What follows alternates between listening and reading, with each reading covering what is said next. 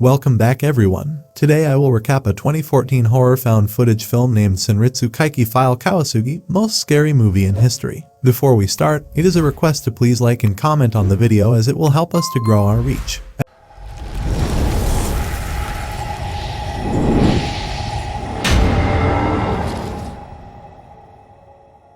At the beginning of File 6, we see Kudo, Miho, and Dojin, with physicist Masahiko Sato and an idol Akari, going to investigate the abandoned Tatari village. Dojin tells Sato that they are now facing a force that does not belong to this world, and he asks Kudo to be careful. Suddenly their car stops, and he tells them that the pedal pressed to the floor and they picked up speed on their own. Dojin says that an unseen force intervened and there is a possibility that they will all die. 3 days ago, we see them in Kudo's office, where Miho tells them about a village in Tataramura where people go crazy and then die or disappear. On the internet, there are several photos of the road leading to the village, but there are no photographs of the village itself. Because on the way to the village, there are traces of witchcraft and warnings, so no one dares to go further. Miho says that they received a video that refers to Tataramura, and then she plays that tape. In it, we see Kaneko Masaru with her girlfriend Nana, and he tells Kudo and Miho that he is a big fan of their films. He says today he is going to visit Tataramura to record the scariest video ever. We then see them on the way to the village, and they go ahead ignoring the warning.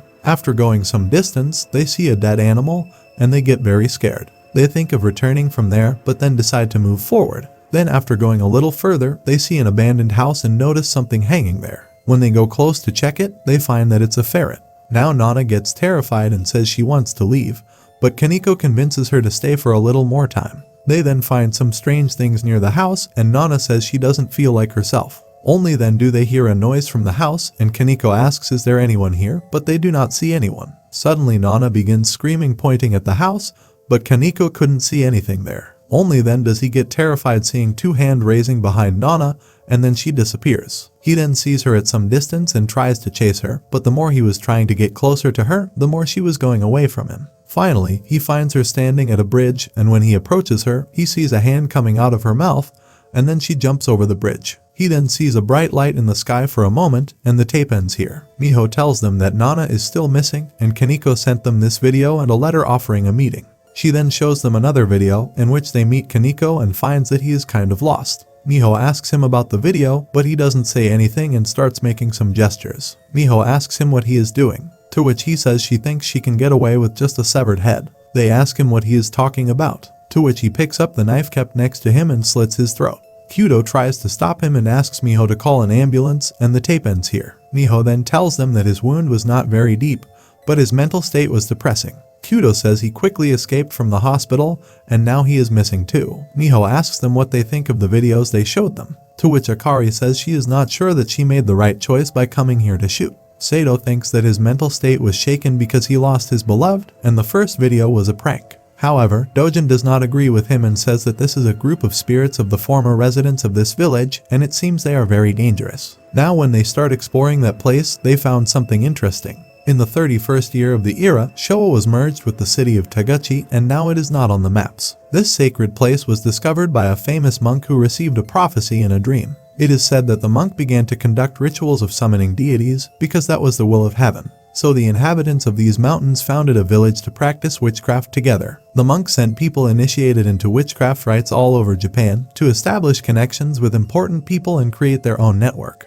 Many people of art originated from this village. The Tsuruya Namboku who wrote Yotsuya Kaiden is rumored to be from Monomura village. Some scholars speculate from the few sources that Tsuruya studied at Monomura was a genius sorcerer. They then visit Yashida, and Miho asks him if he knows anything about this village. He tells them that the village is now called Tataramura. It is said that during the war, there was a huge military complex underground there. However, the sorcerer clan from this village did not get along well with the army. They made a deal and somehow divided the land in determined relations, but there are no records of this. Miho asks him was it free to enter the village in those days, to which he says it was forbidden to enter not only village, but also the mountains themselves. The place is erased from the map, and he thinks there was a weapons factory there. However, when the war ended, the factory was destroyed and all documents were burned. After the war, the power company bought the land and built a huge dam on it. At that time, part of the village was flooded after the construction of a dam. The dam and the area around the mountain are accessible to the public now, but the mountains are closed. The government says that something happened there that should not have, and they want to cover up this fact. In general, this place is something like the Japanese Area 51, as UFOs are often seen around the dam and other inexplicable phenomena. We then see them on the way to that village, and Kudo also brought that bag and hair amulet with him. He tells them that this thing has saved them 3 times already, but Dojin says those who use it die. Now when they move forward, they find that the dead body of that animal is missing from that spot. Dojin feels something and tells them that it is dangerous to move further, but Kudo says they have decided to go to the end. After a while, they find heads of animals hanged on the sticks, and Dojin says he is feeling very bad and that they could die, but Sato does not agree with him. Sato then takes out his EMF meter and tells them that this place is completely normal. They then move forward and find the stones where Nana was possessed by spirits. However, Akari begins screaming after seeing the dead body of an animal there. Sato says that this place has surprisingly high readings, and as they move towards that thing, the reading gets stronger. After a while, Dojin performs a ritual and challenges the spirit to appear before him. He then tells Sato that something unusual is going to happen here, and only then does his EMF meter begin beeping. He tells them that the electromagnetic waves for some reason became stronger, and suddenly the radiation is also very high. Then all of a sudden they start hearing some strange noises which scare them a lot, but Dojin tells them to stay calm. Only then do many hands appear behind Akari and she gets possessed. Dojin asks others to stand back, but Sato says that they conspired to deceive him. Kudo gets angry hearing this and asks him to shut up. He then takes out that amulet from his bag while Dojin asks the spirit what it needs. She says something about demons and points towards Sato, and Dojin gets scared of something. Suddenly she screams and many faces appear on her face, and then she attacks Sato. Kudo punches her with that amulet, which brings Akari back to normal, but the amulet gets stuck on Kudo's arm and then it merges into his hand. They all get shocked to see this and wonder how this happened. Dojin then looks at the sky and says he can see Hijiri, but only then he gets scared and runs away from there saying it's a monster. Kudo tells Miho to stay there with Akari and film everything that happens there, and then he runs after Dojin with Sato and Tashiro. After going some distance they find blood on the root of a tree, and they begin searching for Dojin by following the traces. Meanwhile, Miho hears some noise and she goes to take a look, and during this, Akari gets possessed again and her face begins to disfigure. Now when Miho comes back, she gets terrified seeing her, and a hand comes out of Akari's mouth, after which she becomes normal. On the other hand, they find Dojin near some abandoned house, but he turns his head 360 degrees, due to which they get scared and run from there to save their lives. Dojin's head chases them, and Kudo sees it attacking Sato, so he punches it and drives it away. Here Miho is taking Akari back to their car when they hear some noise from the sky, and Kudo and others also hear the same noise. Kudo says the sound is like thunder and gets shocked to see that Miho and Akari have left from there. He picks up his bag and they also run towards their car, but gets terrified seeing a huge creature walking behind the mountains. Meanwhile, Miho and Akari manage to reach their car, but Miho does not have its keys. Soon after, Kudo and others also reach there, and he tells Miho that Dojin died. Only then the UFO appears there for a moment,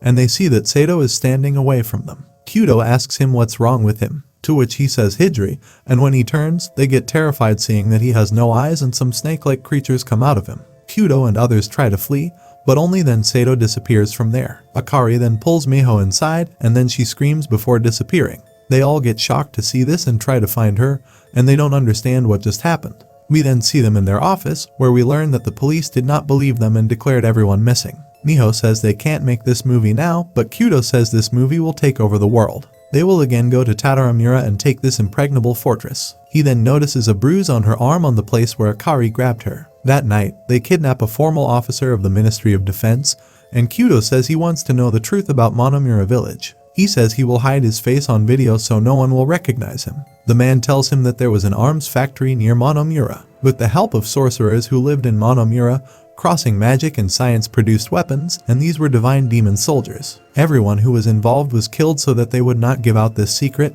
and the factory itself was destroyed. He also tells them about a man from the factory who showed him the film about the demon soldiers. The following day, they visit the man, who shows them the tape they are looking for. He tells them that he traced the history of demons by reading ancient documents. They say that in the old days, demons always took the form of women. Demons were called mono, hence Monomura village was a demon village, and eye diseases are called monomurai. In Yotsuya Kaiden, the sickly look in Oiwa's eyes indicates that she has been possessed by a demon. Before the defeat of Japan in the war, some scientists carried the cells of the demon soldiers from the factory. After some time, the son of one of the scientists gave these cells a human form. This son of a scholar calls himself teacher, and the woman who came from the cells is named Yuko. His aim is for the divine demon soldier to take him to the land of Yomi, where he will become a god, and subsequently to return their world to the hands of the gods of chaos. The man says he himself tried to resurrect the divine demon soldiers, and he was helped by a married couple of scientists, but before they could finish, someone killed them.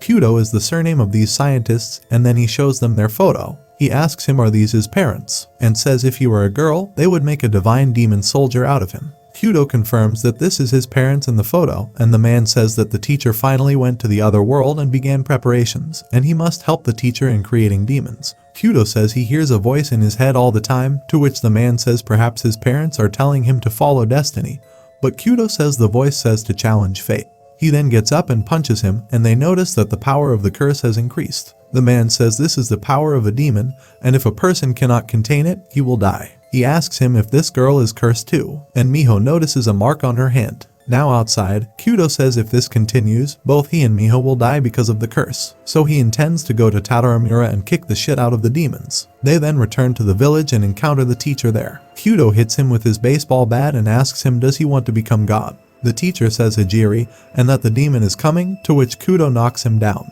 He tells Miho that this man is no longer human and he will definitely make him manifest his true self. But after a while, the teacher dies and Kudo's arm begins to hurt. They realize that their curse is still not gone, so Miho takes out a knife from her bag saying she has no choice, and as she stabs the teacher, the worms-like thing comes out of him, and they find themselves in a portal. The teacher also comes there and begins to strangle Miho, and uproots her head from her body. Kudo gets enraged seeing this and comes out of the portal with Tashiro, and they get shocked to see Kudo's family there. His dad says he came from the underworld and asks him does he has a message for him. Kudo asks him if his surname is Kudo, to which he says yes, and Kudo tells him that he is his son from the future. They get overjoyed to see him, but Kudo asks them to stop their crazy research. His dad tries to calm him down saying that this is their duty and they are preparing for a great future. They then begin to leave there, but Kudo picks up his knife and stabs his mother to death, and then he kills his dad too. They then find the portal there with Miho's severed head, who asks them to get inside. They both jump inside the portal and then find themselves on the dam, and only then do they see that gigantic divine demon soldier behind the mountain.